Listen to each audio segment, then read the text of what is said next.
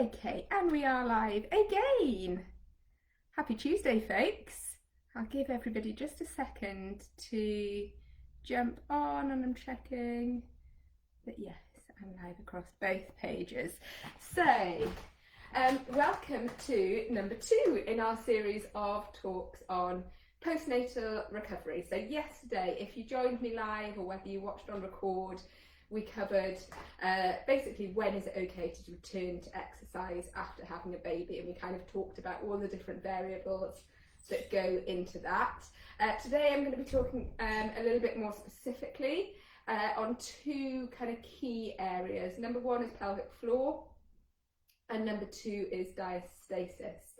Again, I can see if you're joining live, just give me a little comment or a wave or a thumbs up just so that I know who's on board, because otherwise I don't know who it is exactly that I'm chatting to. But I can see that there's people here. So hello, welcome. I hope that you found the talk yesterday really useful. I had some really nice feedback on it, which is great. So today I just wanted to delve into 2 of the areas that can affect pretty much every new mum to varying degrees. As I said, pelvic floor and diastasis. So if I kick off with pelvic floor. Now there's a lot of assumptions, I think, around pelvic floor health or lack of pelvic floor health after having a baby. So you know, it's one of these things that is made light of a little bit. You know, oh, I can't sneeze, or I can't go on the trampoline without needing to go to the toilet. Absolutely, that should not be the case. Okay, it is common that you can have pelvic floor issues after having a baby, of course it is, but it's not normal and it shouldn't be put up with. So there is absolutely help out there, and even if you're not newly postnatal, okay, maybe you're years down the road and it's just something that you've kind of learned to live with, don't let it be, okay? So hopefully some of the information I'm going to give you now will just give you a little bit more guidance around what it is and what it is that you can do, what it is that you should be doing. The pelvic floor essentially is a set of muscles like any other muscle in the body. If you want it to be strong, we have to train it. Okay, pelvic floor is like a hammock essentially. So because we can't see it, it's perhaps something that we put to the back of our minds a little bit.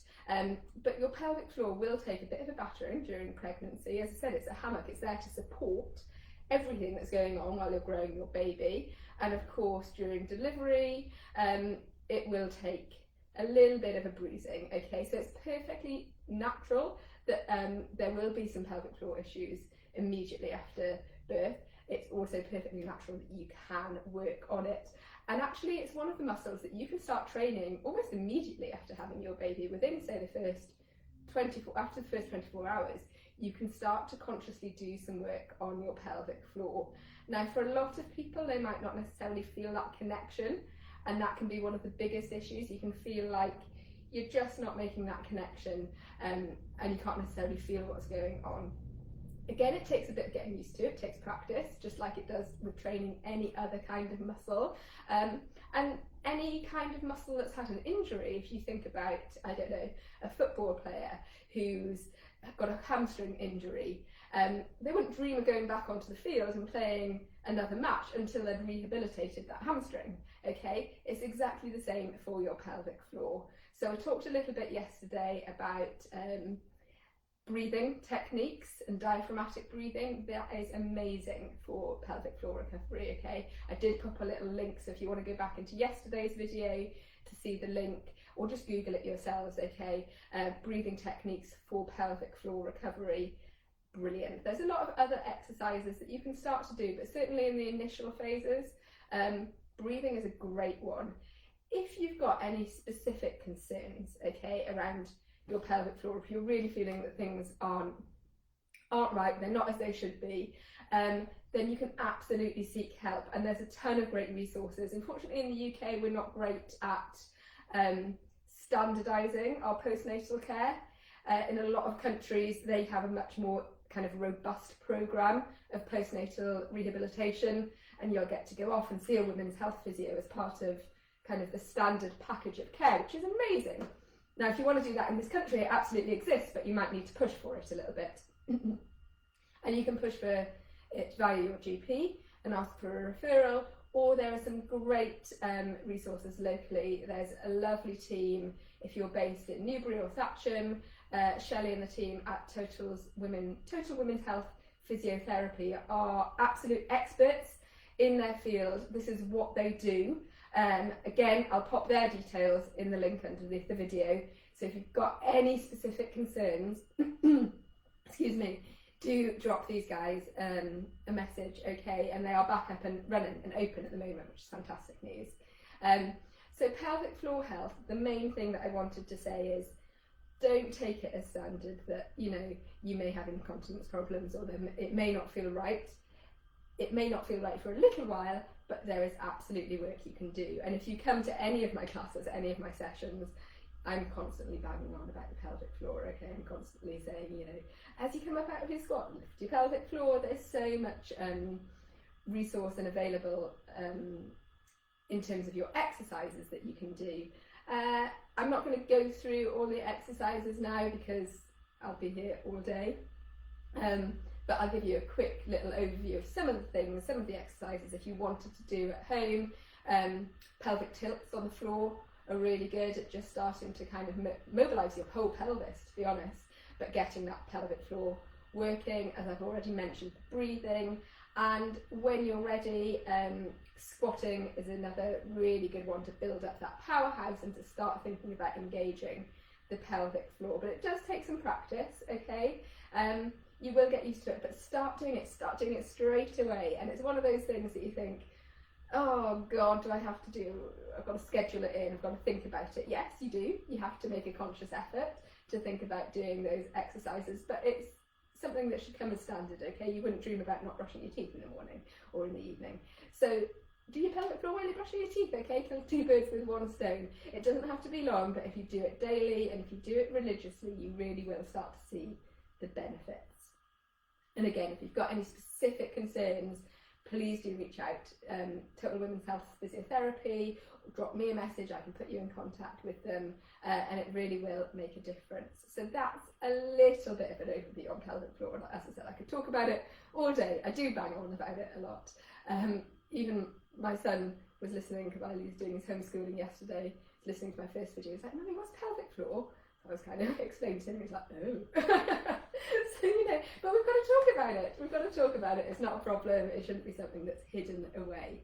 So, moving on to the next thing that I wanted to discuss, which is another issue that will affect a lot of mums, is something called diastasis, diastasis recti, DR, stomach muscle separation. It's one of those ones, again, that I feel does not get a lot of coverage. Certainly something that I wasn't aware of during my first pregnancy at all. A little bit more during my second pregnancy. That was before I was in the health and fitness industry. Basically what will happen when you're growing your lovely baby bump is that your stomach muscles will separate in order to make room for that growing baby bump. It's perfect, it's what it's meant to do. It's the only way that you can make room for that lovely bubba. Now what will happen once baby has arrived is that they don't necessarily just spring back into the same position that they were in before. And if you're left with a little bit of a gap along your abdominals, and you'll be able to feel it, sometimes you'll be able to see it if it's a really large gap, that's what's known as your diastasis. Really common, okay, will occur during pregnancy for most people, okay, but it will very much depend as to whether you're left with a gap, and how much of a gap you're left with will depend on a whole range of things, okay, partly on the size of your bump, partly on whether it's your first pregnancy versus pregnancies down the road, partly on genetics. There's no kind of checklist that you can say, okay, right, I'm definitely going to suffer with DR, or I'm definitely not going to suffer. The important thing is, if you are left with a bit of a gap, number one, that's identified, okay? Again, I realise we're in this weird time at lockdown at the moment, and you might not necessarily be getting all the kind of hands-on physical checks that you would normally be getting. If I'm honest, it's not routinely checked in our area, certainly. I would say 90% of the mums who come to my class have not been checked for diastasis, and I always do a hands-on check. Some people don't even know what I'm talking about, so if that's you, don't panic, okay? As I said, it's not something that necessarily comes up in prenatal conversations too much. But it's important that we know about it, okay? And the degree of your diastasis will affect what you can and can do in terms of exercise, in terms of rehab. So I'm not going to show you during this video, again, because I don't want to take up your entire morning, but you can absolutely check for diastasis yourself. And I have got a video on my page. Again, I'll link it underneath this video when we're done talking about exactly how you can check yourself, okay? Once you know how to do it, it's super easy. It's always great if you can get a professional to kind of do it for you as well at some point, but certainly as an initial test, absolutely have a little play around yourself, and you're basically feeling down the length of your abdominals to see if there's any gap there. Now, it can fall into two areas. Number one, we're looking for the size of the gap to see how much space that you've got in between those muscles. And number two, we're looking for the tension. Okay, so you might have what's called a functioning diastasis, functioning DR, which means that you've still got a bit of a gap, maybe even a year down the road, you've still got a bit of a gap, but you've got tension there, your abdominals are strong, fine. That's not really anything to worry about. If you've got a particularly large gap where you can get more than 2 fingers in between your stomach muscles, then that's something that's going to require some rehab work to just bring those back together, okay? Don't panic if you have, is the number one thing, because it's completely normal and it can completely be fixed, okay? So please don't worry if you go, oh my God, yes, I've no longer got a core. You have got a core, it's there. It's just that those muscles haven't come back fully together yet, okay? And that could partly be due to time, and it could partly be due to doing the wrong things, which I would say are perhaps even more important than doing the right things, even more important to avoid. So it's a bit of a balancing act, which is why we need to know about it, okay? So some diastasis can be healed just with the breathing, with that lovely diaphragmatic breathing that we talked about. Others will be solved through exercise. Again, some might require some slightly more intense physiotherapy. Either way, it's something that you don't have to put up with and that can absolutely be fixed. The reason that we need to know about it is not just in terms of the aesthetics, it's that it can cause, if it's left untreated, you could be suffering from really, bad lower back issues, because your core is like a corset, right? Okay, it's a group of muscles that's wrapping around, it's your powerhouse, your glutes, everything is fired into that core area. If that's not functioning properly, all the pressure is going into your lower spine, your lower back, you're going to be aching. I mean, all mums get aches and pains anyway, so in and of itself, that's not a symptom. But it certainly will be exasperated. Potentially, if there's a really large gap, then you could be at risk of a hernia. Essentially, you've got no support system around the front. So that's why we need to know about it. And I will show you a video, really simple, of how you can check yourself as to whether that's something that affects you. There's other things that you can do. So we've talked about the breathing, we've talked roughly on the exercises. Nutrition absolutely can help. Some really good collagen-based nutrients coming into your diet, that's going to help you. And I'm going to touch on a lot more on nutrition tomorrow in terms of what you can do and what are the best things to get into your system to help you heal. But all of these things that come postnatally, and perhaps this is the reason that we don't talk about it too much prenatally, is because people will go, oh my God, what, I'm not going to have a pelvic floor, I'm not going to have a core, everything's going to fall apart. Okay, you'd panic and nobody would be having babies if they thought, well, this was going to happen to them. But the main thing is that I want you guys to feel reassured, okay, that number one, everything is completely normal, but if you've got real specific concerns, you absolutely need to get them checked out. And number two, it's fixable, it's solvable. You've got to be patient. We talked about this a lot yesterday. You've got to be kind to yourself, you've got to give yourself time, but certain things you can start working on straight away. So doing your pelvic floor exercises, do them straight away, even if you've had a C-section.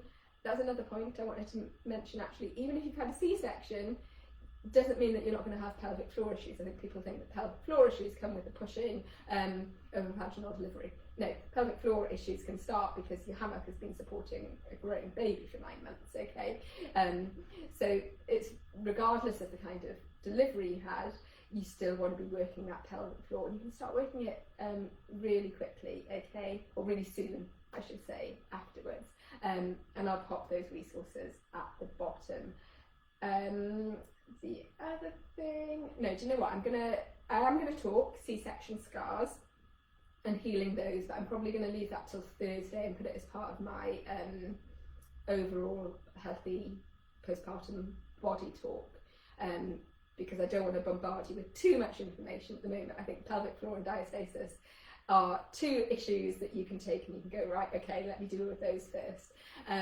So we'll do it step by step, but I am going to cover it because I know some people were interested in that as well. So that is a very brief overview into pelvic floor and diastasis.